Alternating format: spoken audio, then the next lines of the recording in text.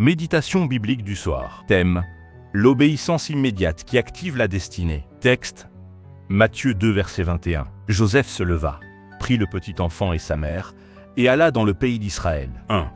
Qui a écrit ce texte? L'Évangile selon Matthieu. Il écrit pour démontrer que Jésus est le Messie promis, dont la vie est guidée et protégée par Dieu à chaque étape. 2.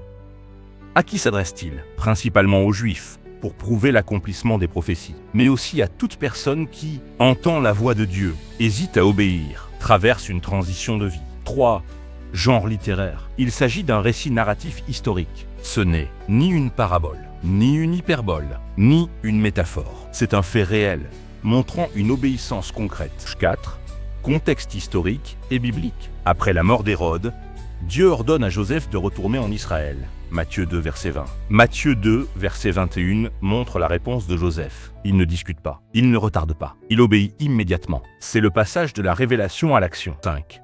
Analyse théologique. 2 vérités majeures. Dieu parle pour être obéi. L'obéissance active la destinée. Joseph ne reçoit pas seulement une direction, il la met en pratique sans délai. 6.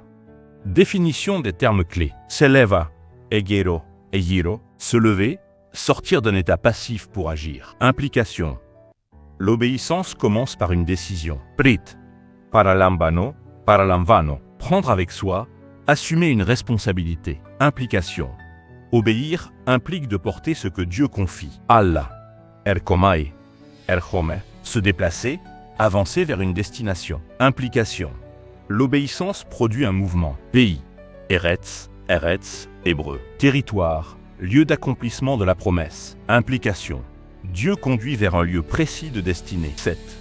Sens original du texte. Matthieu souligne que la direction divine nécessite une réponse humaine. La foi se manifeste par l'action. L'obéissance de Joseph protège et accomplit le plan de Dieu. Ce n'est pas seulement entendre Dieu, c'est marcher avec lui. 8.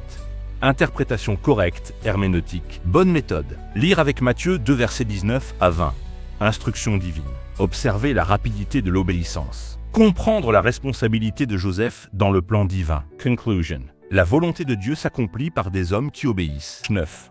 Mise en garde contre les mauvaises interprétations. Ce texte ne dit pas que l'obéissance est toujours facile, que tout est automatique sans effort, que Dieu agit sans notre participation. Dieu parle, mais l'homme doit agir. Illustration. Un GPS peut donner la bonne direction, mais si tu ne démarres pas, tu n'arriveras jamais à destination.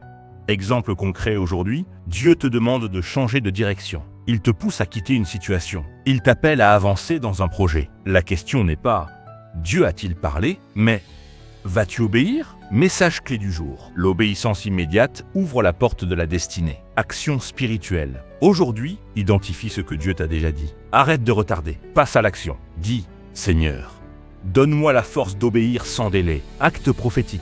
Déclare « Seigneur, je ne serai pas lent à obéir. Je me lève, je prends ce que tu m'as confié et j'avance dans ta volonté parfaite. » Prière. Père Céleste, merci pour ta direction dans ma vie.